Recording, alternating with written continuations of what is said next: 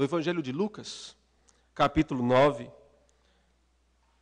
leremos os versículos 43 a 56.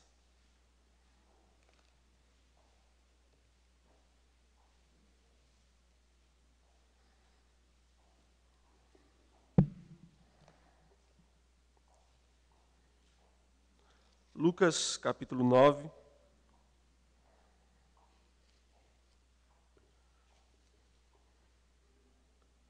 versos 43 até os 56. Acompanhemos a leitura da palavra de Deus. Como todos se maravilhassem de quanto Jesus fazia, disse aos seus discípulos: fixai nos vossos ouvidos as seguintes palavras: o Filho do Homem está para ser entregue nas mãos dos homens. Eles, porém, não entendiam isto, e foi-lhes encoberto, para que não o compreendessem, e temiam interrogá-lo a este respeito. Levantou-se entre eles uma discussão sobre qual deles seria o maior.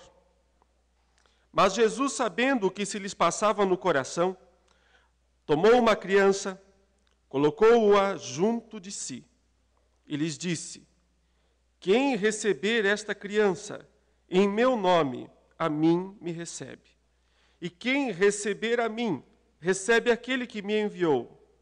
Porque aquele que entre vós for o menor de todos, esse é que é grande. Falou João e disse: mestre, vimos certo homem que em teu nome expelia demônios, e lhe o proibimos, porque não segue conosco. Mas Jesus lhe disse: não proibais, pois quem não é contra vós outros é por vós. E aconteceu que, ao se completarem os dias em que devia ele ser assunto ao céu, manifestou no semblante a intrépida resolução de ir para Jerusalém. E enviou mensageiros que o antecedessem. Indo eles, entraram numa aldeia de samaritanos para lhe preparar pousada. Mas não o receberam, porque o aspecto dele era de quem decisivamente ia para Jerusalém. Vendo isto, os discípulos Tiago e João perguntaram: Senhor, queres que mandemos descer fogo do céu para os consumir? Jesus, porém, voltando-se, os repreendeu e disse: vós não sabeis de que espírito sois. Pois o Filho do Homem não veio para destruir as almas dos homens, mas para salvá-las. E seguiram para outra aldeia. Até aí, meus irmãos, a leitura da palavra de Deus que nós vamos meditar nesta manhã. Continuando os estudos no capítulo 9 de Lucas, esse grande capítulo que nos ensina a respeito da vida de um discípulo, da sua rotina, das suas metas, aquilo que Deus espera daqueles que entram neste caminho do discipulado. Também relatando os altos, os baixos, os momentos de triunfo e os momentos também de derrotas. Jesus ensinou durante todo esse capítulo 9, que nós já estamos agora, mais da metade dele aqui, na teoria e na prática, o que é ser um verdadeiro cristão, o que é ser um verdadeiro discípulo de Jesus Cristo. Mas no ponto em que nós estamos lendo, ele quis corrigir alguns erros, alguns equívocos que os discípulos estavam cometendo. É curioso que nós vemos aqui nesta passagem 4 equívocos que os discípulos estão cometendo um em cima do outro. E Jesus Cristo vai pacientemente, e às vezes até um pouco mais exaltado, mostrando a eles quais são esses erros e qual é a atitude correta de um discípulo, de um cristão, que quer de fato honrar ao Senhor, quando tem que se relacionar com esses assuntos que estão aqui ensinados nesta passagem. É preciso entender então o contexto. Jesus havia expulsado aquele demônio daquele garoto, daquele menino. Lembram da história? O pai daquele menino trouxe até Jesus, no meio de uma multidão, um menino possesso de um espírito maligno. Os discípulos que estavam ali, junto com a multidão, não haviam conseguido expulsar aquele demônio. E Jesus, que estava lá no monte orando, junto com os outros 3 discípulos, Pedro, Tiago e João, ao descer do monte, expeliu aquele demônio, expulsou aquele demônio com uma facilidade que lhe é própria, afinal de contas, ele é o Todo-Poderoso, é o Senhor, o Rei dos Reis. Os próprios discípulos, então, em casa, depois perguntaram para Jesus, mas e por que nós não podemos expulsá-lo?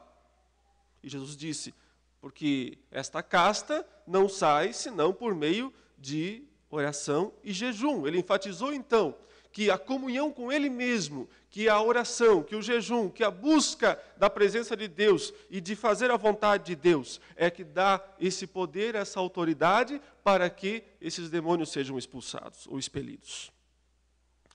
Mas o que o texto destaca, então, é justamente que a multidão, aquelas pessoas que estavam lá naquele dia e que viram Jesus expulsar o demônio, ficaram admiradas. O texto diz, e se maravilharam com isso. Essa palavra, e se maravilharam, quer dizer, ficaram eufóricas e ficaram impressionadíssimas com aquele feito. E por causa disso, o texto diz que Jesus falou algo aos discípulos, dizendo, pessoal, vamos acalmar aqui um pouco, vamos baixar a bola, porque vocês não estão entendendo algo principal de qual é a minha mensagem, de qual é a minha missão. É preciso entender que a nação de Judá há muito tempo esperava um libertador. O Messias que eles desejavam, o Messias que eles esperavam, seria assim um guerreiro, alguém que montaria um cavalo branco, uma espada na mão e iria expulsar os romanos, que eram naquele período os dominadores de Israel e de grande parte do mundo, iria então expulsar esses estrangeiros da terra deles. E Israel, ou Judá, se tornaria uma nação livre depois de séculos de escravidão. Esse era o grande anseio das pessoas daqueles dias. E também era o anseio dos discípulos de Jesus. Porque quando eles começaram a seguir a Cristo, naquelas ocasiões em que Cristo os chamou e disse, venham comigo, eu vos farei pescadores de homens, a expectativa deles era mais ou menos isso também. Ora, está aí, provavelmente, o libertador. Esse aí deve ser o Messias. Então ele vai libertar Judá, vai libertar a nação, e nós que somos seus discípulos mais íntimos, mais próximos, vamos ter cargos importantes no reino dele. Um dia, os irmãos se lembram, a mãe de Tiago e João fez justamente esse pedido para Jesus. Ela disse, Senhor, quando estabelecer lá o teu reino, coloca os meus filhos, Tiago e João, os dois, um à tua direita, o outro à tua esquerda. Então ela disse assim, coloca eles como primeiro e segundo no teu reino, os dois mais importantes, dá os dois principais cargos nesse reino que o Senhor vai estabelecer, coloca eles os dois principais cargos. Observe que, quando então a multidão se maravilha com aquela expulsão do demônio, justamente essa é a ideia que as pessoas começam a falar. Ele deve ser o Messias, ele deve ser o rei, ele vai nos libertar. E os próprios discípulos provavelmente também começaram a falar, agora vai dar certo. É curioso que em várias ocasiões do ministério de Jesus, ele tem que parar e dizer, pessoal, não é isso. Pessoal, não se enganem, não é isso. Diminua a euforia, não é isso. Observe, é exatamente o que ele diz aí, verso 43, no finalzinho do verso 43 diz assim, como todos se maravilhassem de quanto Jesus fazia, disse a seus discípulos, fixai nos vossos ouvidos as seguintes palavras, o Filho do Homem está para ser entregue nas mãos dos homens. Prestem atenção, ele disse, fixem os seus ouvidos ao que eu vou dizer, prestem atenção. o Filho do Homem vai ser entregue nas mãos dos homens. Ou seja, Jesus está dizendo o seguinte: eu vou ser morto, eu vou ser aprisionado, os homens vão me prender, os homens vão me julgar, os homens vão me matar. Isso era muito difícil para os discípulos pensar naquele momento. Tanto é que o texto diz que isso ficou oculto deles, ficou encoberto deles. Em parte, Deus não queria que eles entendessem isso ainda, porque o evangelho pleno da redenção pelo sangue, através do sacrifício do Filho de Deus, só viria a ser revelado depois de Pentecostes. Quando então também essa mensagem poderia alcançar todas as nações. Nesse momento estava restrita ainda a Israel, com quem Deus tinha uma aliança especial. Mas observe que uma das razões também deles não entenderem isso é que eles têm um desejo ardente de que Jesus seja outra coisa. Que Jesus seja, de fato, aquele libertador político, aquele guerreiro que vai dar a libertação para Israel. Muitas pessoas, meus irmãos, hoje em dia, seguem Jesus, mas desconhecem completamente o caráter e a missão dele. Os seguem, mas não sabem quem estão seguindo. Os seguem, mas não pensam em qual é a verdadeira missão de Jesus Cristo no mundo. Assim como os discípulos sonhavam com cargos importantes e vida confortável, muitos continuam achando que foi para isso que Jesus Cristo veio, para lhes dar uma vida confortável aqui nessa terra, para lhes dar um cargo importante na empresa em que trabalham, para lhes dar algum tipo de conforto pessoal. Muitos ainda estão seguindo esse tipo de ideia a respeito de Jesus, como era naqueles dias. Jesus Cristo então disse: o Filho do Homem vai ser entregue nas mãos dos homens. Ou seja, o caminho de Jesus não era o trono de César, ou de Herodes, ou que fosse lá onde Pilatos administrava a região ali da Judéia. O caminho de Jesus não era do trono, mas da cruz. Ele não ia para o trono, ele ia para a cruz. Há muita diferença nisso. O caminho de Jesus não era o mármore do palácio real, mas o chão duro das ruas de Jerusalém, por onde ele passaria carregando uma cruz. O caminho dele não era dos aplausos da multidão, dos vivas da multidão. O caminho dele era dos xingamentos, das cusparadas, da rejeição. Esse era o caminho de Cristo. Por isso ele disse: baixem a bola. Não fiquem tão maravilhados, não fiquem tão empolgados assim com a multidão por aí. Porque o meu caminho não é o trono, é a cruz. O Filho do Homem está para ser entregue nas mãos dos homens. Aqui Jesus já corrigiu o primeiro grande equívoco dos discípulos e da igreja de uma forma geral. É justamente o equívoco sobre quem ele é e o que ele veio para fazer. Quem é Jesus e o que ele fez, o que ele faz. Ele não veio, meus irmãos, para nos dar cargos importantes, respeitabilidade, conforto, vida social confortável. Ele veio para nos libertar dos nossos pecados. Ele veio para pagar a nossa dívida diante de Deus, perante a justiça e a lei de Deus. Foi para isso que ele veio. Aqui está a essência da sua missão. E por isso Jesus Cristo fez questão de corrigir esse primeiro equívoco dos discípulos, que é o primeiro grande equívoco também da igreja atual. Porque o que nós mais vemos são pessoas seguindo Jesus que não conhecem, seguindo um Jesus que não é o verdadeiro, seguindo uma falsa imagem de Jesus Cristo, sem compreender que o que Cristo fez foi dar a sua vida, o seu sangue na cruz pelos nossos pecados. É aqui que está a grande mensagem do Evangelho e é algo que transmite o valor absoluto do Evangelho de Jesus Cristo. Mas note que na sequência, os discípulos se envolvem num segundo equívoco que Jesus Cristo faz questão, outra vez, de corrigir. Está nos versículos 46 até o 48, diz assim: levantou-se entre eles uma discussão sobre qual deles seria o maior. Mas Jesus, sabendo o que se lhes passava no coração, tomou uma criança, colocou-a junto a si e lhes disse: quem receber esta criança em meu nome, a mim me recebe. E quem receber a mim, recebe aquele que me enviou. Porque aquele que entre vós for o menor de todos, esse é que é grande. Então é curioso que Jesus está falando sobre sua missão, sobre seu sacrifício, sobre a necessidade de ser morto, sobre a razão da sua vinda, e os discípulos, na sequência, começam a discutir entre eles: escuta, quem será que de nós vai ter o maior cargo, hein?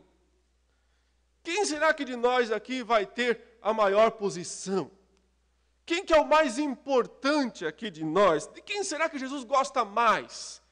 De nós aqui, os 12, que fomos os primeiros a sermos chamados por Deus. Queridos, é impressionante como nós, os discípulos, às vezes somos tão cegos. É impressionante. Não vamos olhar para eles e dizer assim: nossa, mas esse povo aí, né, esses discípulos eram realmente uns miseráveis, porque isso aqui é da essência humana. Isso aqui é comum a qualquer pessoa, não conseguir entender o que Deus está querendo. E, num primeiro momento, ser ensinado por Deus e errar no momento seguinte. Ser imediatamente corrigido por Deus, a próxima coisa que faz errado de novo. É extremamente comum isso com qualquer um de nós. Eles estão realmente cegos. Mas Jesus sabe o que passa no coração deles. Por isso ele pega uma criança, coloca no meio deles e diz: olhem para essa criança. O que eu quero é humildade. O que eu quero é simplicidade. O que eu quero é gente assim. Eu quero pessoas que saibam ser humildes. Relembro mais uma vez, os discípulos pensavam em cargos.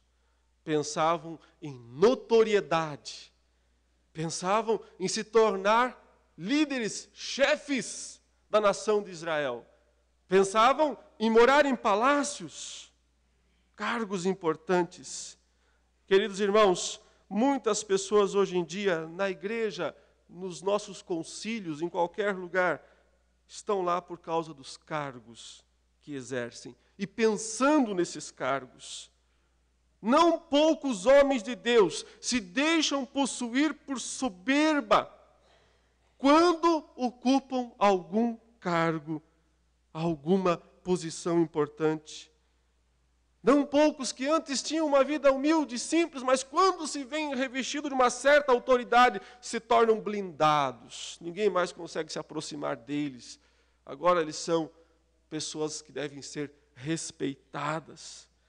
E muitos estão nessa mesmo por visibilidade. Querem aparecer, querem autoridade, querem ser respeitados.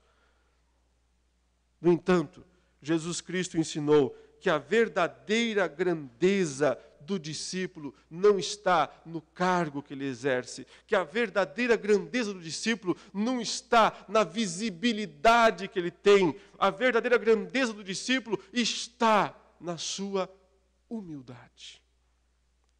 Isso é tão difícil para todos nós entender. Mas é o que Cristo está ensinando. Ele está combatendo o segundo equívoco da igreja, o segundo equívoco dos discípulos, o equívoco sobre a própria importância pessoal.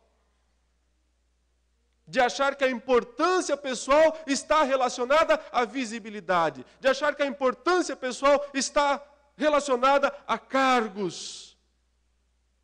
Enquanto que a verdadeira grandeza, a verdadeira importância espiritual, Jesus disse, está relacionada a ser como uma criança, a ser humilde, a entender que grande só Deus, bom só Jesus, importante só Ele.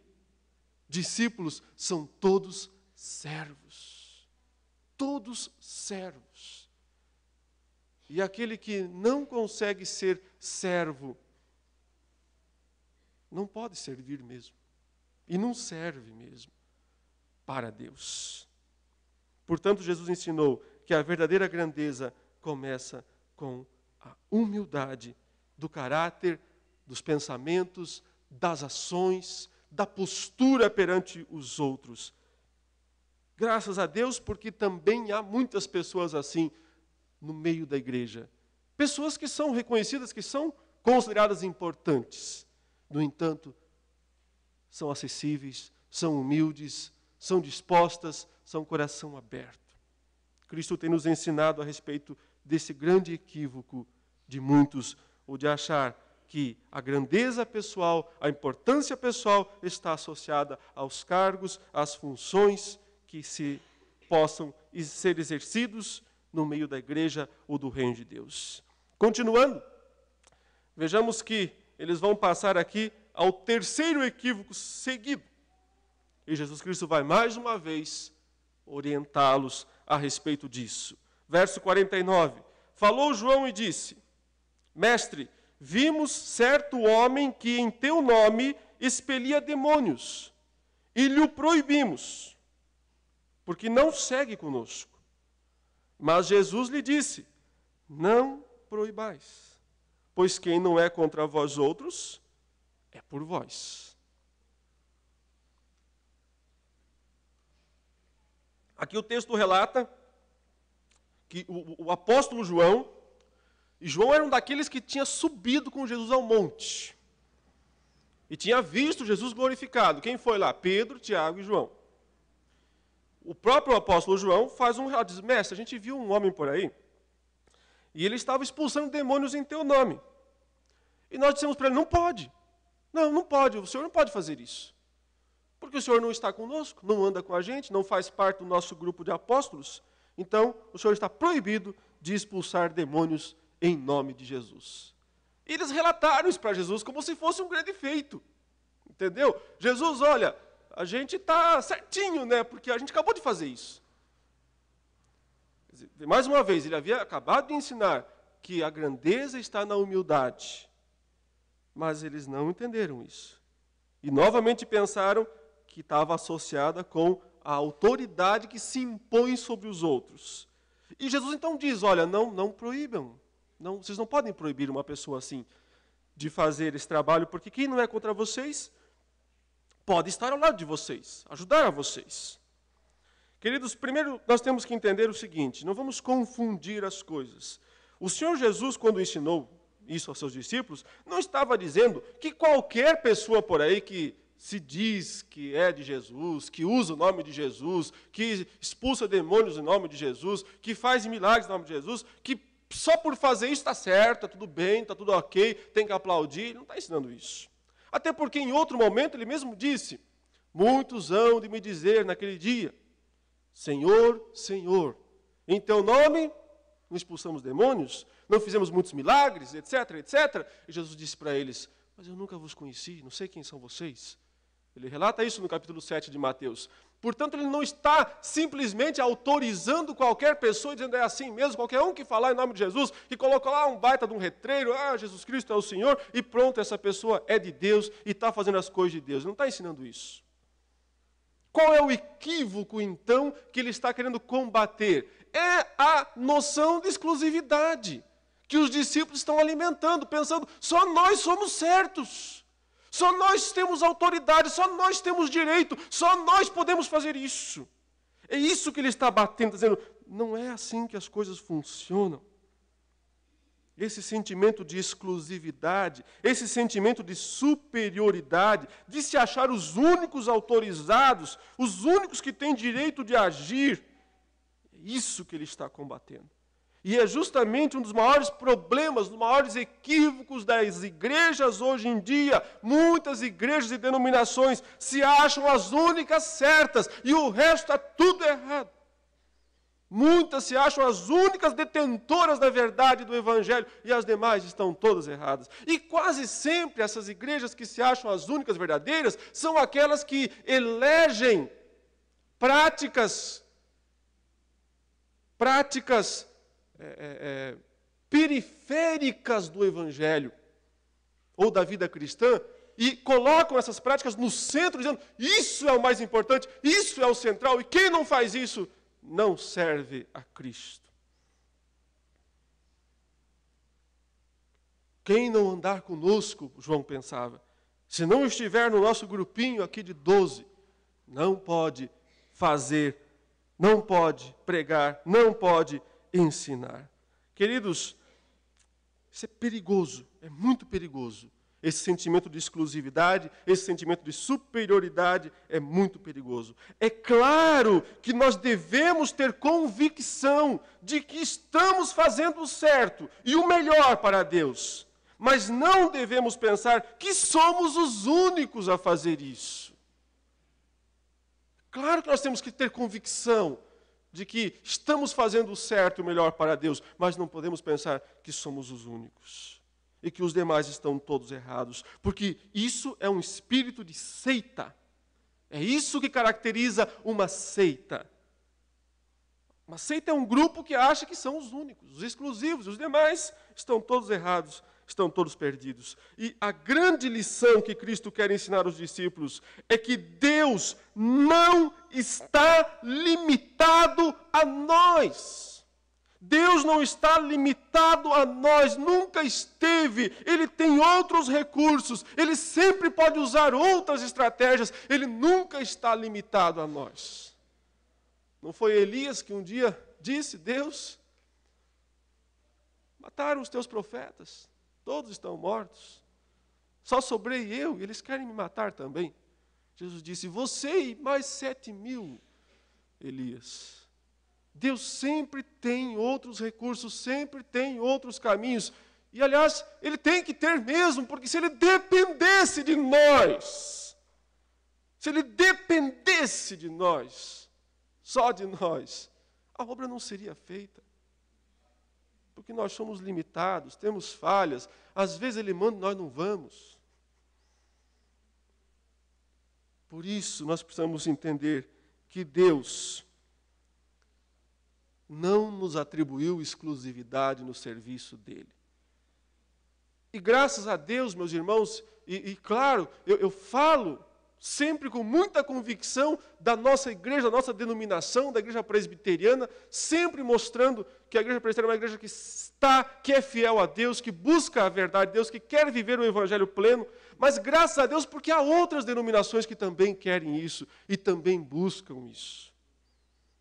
No meio desse caos das igrejas modernas, que na sua maioria engolem todos esses equívocos aqui que nós vemos os discípulos fazendo, ainda há igrejas e denominações tentando, buscando, querendo fazer o que é certo para Deus. Em seguida, vejam que é difícil mesmo aprender o que Jesus quer ensinar e que é sempre mais fácil continuar no velho sistema de fazer as coisas erradas. Verso 51. E aconteceu que, ao se completarem os dias em que devia ele ser assunto ao céu, manifestou no semblante a intrépida resolução de ir para Jerusalém e enviou mensageiros para que o antecedessem. Indo eles, entraram numa aldeia de samaritanos para lhe preparar pousada.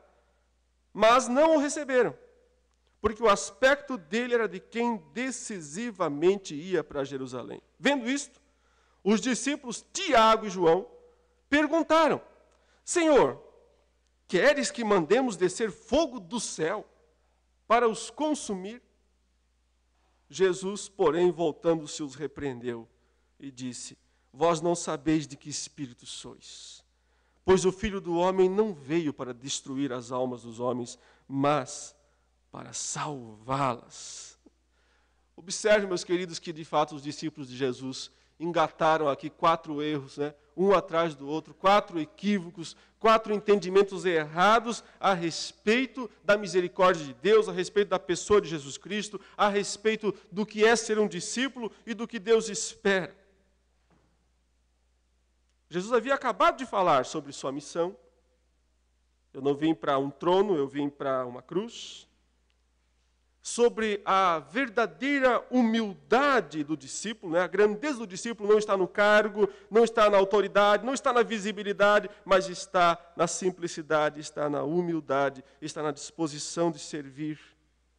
Havia acabado de ensinar que os discípulos não tinham exclusividade para pregar o evangelho, que eles não eram os únicos autorizados do mundo, e que mesmo pessoas que talvez não andassem tão ao lado deles, pudessem de alguma maneira contribuir, colaborar. Com isso, ele não autorizou os falsários, os falsos profetas, os falsos apóstolos, aos quais ele claramente condenou. Mas disse que alguns que não estavam contra eles efetivamente podiam ajudar de alguma maneira. E então, os discípulos cometem esse quarto equívoco, que talvez, aqui na sequência, até seja o maior, porque é quando Cristo, então, de fato, os repreende com mais dureza, com mais força, por esse equívoco, por esse erro que eles cometeram. Então, o que aconteceu foi o seguinte: Jesus Cristo estava decidido a ir para Jerusalém, e quando a Bíblia diz que ele está decidido a ir para Jerusalém, ele está decidido a ir para a cruz, é isso. Ele já visualizou, é para lá que eu vou, eu assumi esse fardo, e é para lá que eu vou sem poder me desviar deste caminho.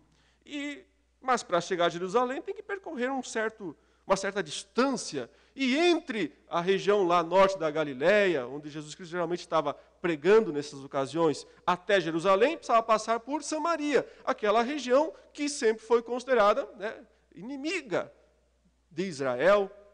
Aquelas razões históricas, antigas, da divisão dos povos, lá 8 séculos antes de Cristo.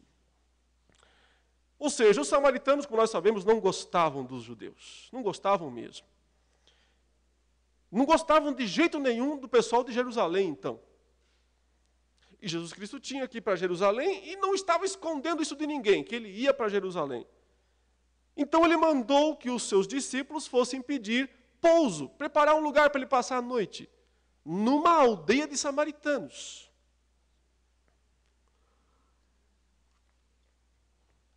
Veja que samaritanos já o haviam recebido antes, João capítulo 4. A mulher samaritana, que ele evangelizou, depois a aldeia de samaritanos veio e reconheceu que ele era o Filho de Deus.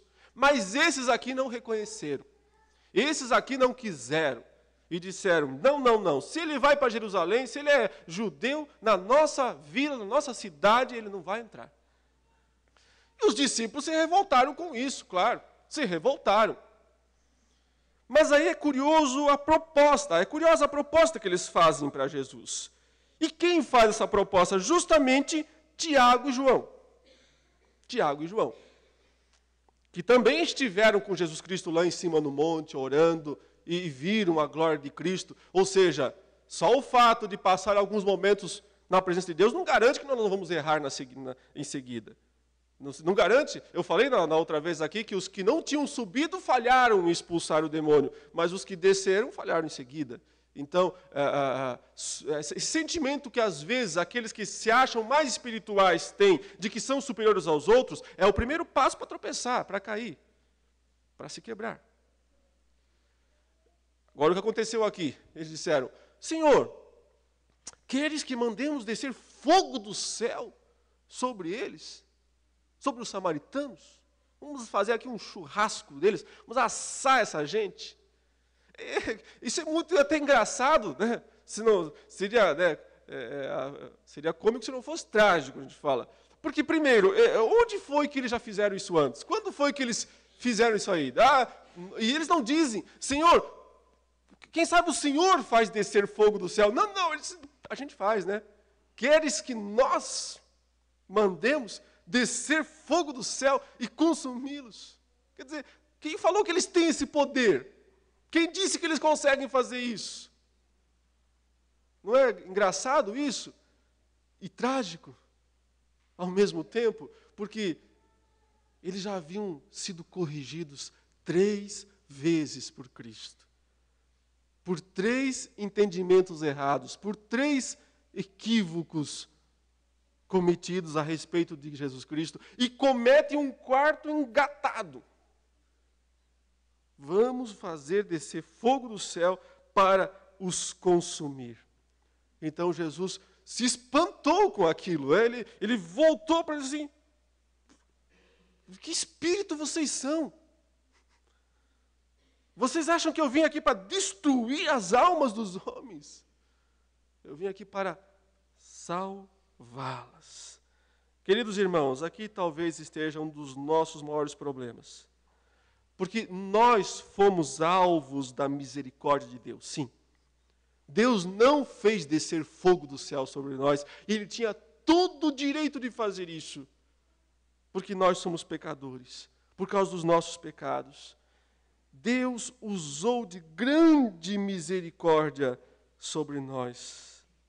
Mas às vezes nós não entendemos que Ele deseja usar essa mesma misericórdia para os outros, ainda que o rejeitem num primeiro momento.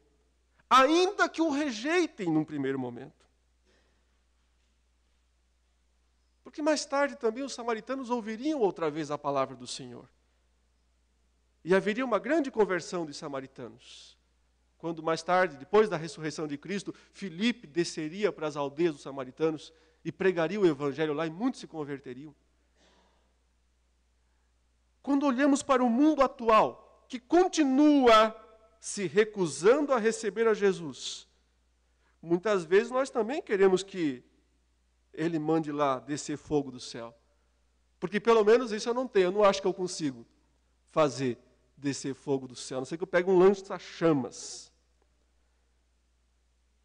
Mas o que às vezes a gente não entende é que esse é o tempo da misericórdia de Deus. É o tempo da oferta do Evangelho. Não é o tempo do juízo, não é o tempo da punição. E é por isso que às vezes é difícil para nós, ao ver o mundo, ao ver as tragédias, ao ver a violência, ao ver a impunidade, nós nos perguntamos, por que não faz descer fogo do céu logo? Por que demorar tanto para executar a justiça de Deus? Porém, como diz Pedro na segunda carta, no capítulo 3, versículo 9, Deus não retarda a sua promessa. Antes, é longânimo para convosco, não querendo que nenhum se perca. Então, o quarto equívoco que muitas vezes a igreja comete nesse caminho do discipulado é o equívoco sobre a misericórdia de Deus. Quão grande ela é, quão extensa ela é. A paciência de Deus. O equívoco de achar que nós precisamos fazer a justiça de Deus acontecer aqui neste mundo. Não nos cabe fazer isso. Que a nossa ira, que as nossas atitudes exaltadas vão de alguma maneira corrigir os erros. E que a nossa ira, a nossa exaltação vai produzir a justiça de Deus, mas a ira humana não produz a justiça de Deus, nem dos ímpios, nem dos crentes. Então, Cristo quer que entendamos que Ele deseja salvar as pessoas, não destruí-las. Evidentemente chegará o dia, após a chance acabar, após o período do Evangelho terminar, e chegar então o dia da justiça, o dia do juízo, que então sim Ele vai fazer isso. Mas até lá, nós temos que continuar nos alegrando nessa misericórdia de Deus, nessa incompreensível misericórdia de Deus. Primeiro, incompreensível porque não fez descer fogo do céu sobre nós, antes nos perdoou, nos lavou, nos purificou, nos deu acesso à sua presença. E agora continua desejando fazer isso mais e mais.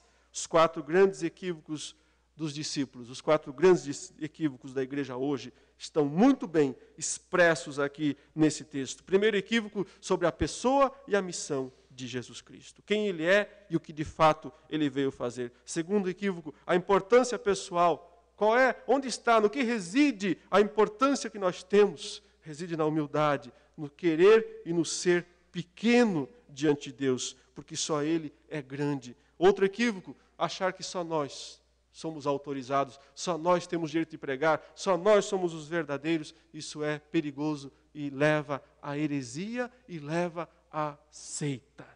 E finalmente, o equívoco sobre a misericórdia de Deus. O Senhor Deus quer salvar as pessoas. É o tempo do Evangelho, é o tempo da misericórdia, não é o tempo de descer fogo do céu. Confiemos, portanto, nesse Deus e aprendamos com os discípulos a não cometer esses equívocos no caminho do discipulado que Ele programou para todos nós. Que Deus nos abençoe, em nome de Jesus. Amém.